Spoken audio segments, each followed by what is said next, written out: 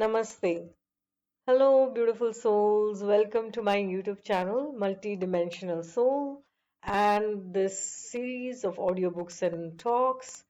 This is a tribute to my son and spirit guide Arnav. If you have not yet subscribed to this channel, do subscribe, like, and share this knowledge and wisdom.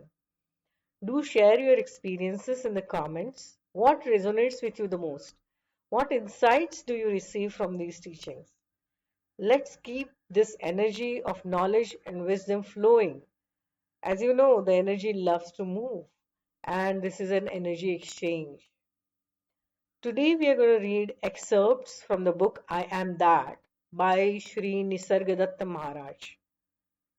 These are talks or compilations of questions by devotees and answers by Maharaj. Sri Nisargadatta Maharaj's teachings are deeply rooted in the ancient Indian spiritual tradition of Advaita Vedanta, a philosophy of non-duality that emphasizes the oneness of all existence. His profound insights reflect the timeless wisdom of India, guiding seekers to transcend the illusions of mind and body to realize their true self. I Am That by Sri Nisargadatta Maharaj. Chapter 2, Obsession with the Body. Questioner: Maharaj, you are sitting in front of me and I am here at your feet. What is the basic difference between us? Maharaj: there is no basic difference. Questioner: still, there must be some real difference. I come to you. You do not come to me. Maharaj: because you imagine differences, you go here and there in search of superior people. Questioner: you too are a superior person. You claim to know the real while I do not. Maharaj: did I ever tell you that you do not know and therefore you are inferior? Let those who invented such distinctions prove them. I do not claim to know what you do not. In fact, I know much less than you do. Questioner: your words are wise, your behavior noble, your grace powerful. Maharaj: I know nothing about it at all and see no difference between you and me. My life is a succession of events just like yours. Only I am detached and see the passing show as a passing show, while you stick to things and move along with them. Questioner: what made you so dispassionate? Maharaj: nothing in particular. It so happened that I trusted my Guru. He told me I am nothing but myself, and I believed him. Trusting him, I behaved accordingly and ceased caring for what was not me nor mine. Questioner: why were you lucky to trust your teacher fully, while our trust is nominal and verbal? Maharaj: who can say? It happened so. Things happen without cause and reason. And, after all, what does it matter who is who? Your high opinion of me is your opinion only. Any moment you may change it. Why attach importance to opinions, even your own? Questioner: still, you are different. Your mind seems to be always quiet and happy, and miracles happen around you. Maharaj: I know nothing about miracles, and I wonder whether nature admits exceptions to her laws unless we agree that everything is a miracle. As to my mind, there is no such thing. There is consciousness in which everything happens.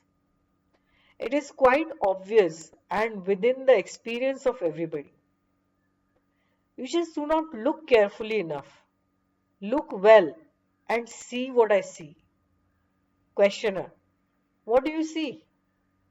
Maharaj.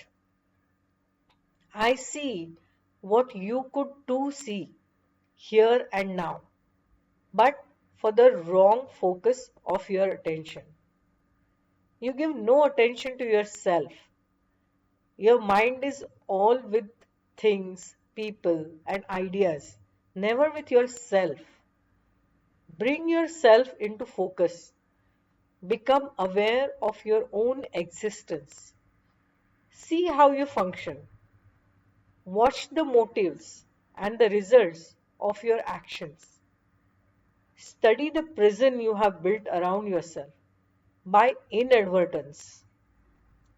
By knowing what you are not, you come to know yourself. The way back to yourself is through refusal and rejection. One thing is certain, the real is not imaginary.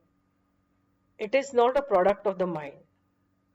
Even the sense I am is not continuous. Though it is a useful pointer, it shows where to seek, but not what to seek. Just have a good look at it. Once you're convinced that you cannot say truthfully about yourself anything except I am, and that nothing that can be pointed at can be yourself, the need for the I am is over. You are no longer intent on verbalizing what you are. All you need is to get rid of the tendency to define yourself. All definitions apply to your body only and to your expressions. Once this obsession with the body goes, you will revert to your natural state spontaneously and effortlessly. The only difference between us is that I am aware of my natural state while you are bemused. Just like gold made into ornaments has no advantage over gold dust except when the mind makes it so. So are we one in being. We differ only in appearance. We discover it by being earnest, by searching, inquiring, questioning, daily and hourly, by giving one's life to this discovery. End of chapter. Thank you so much for listening in and spreading this timeless wisdom.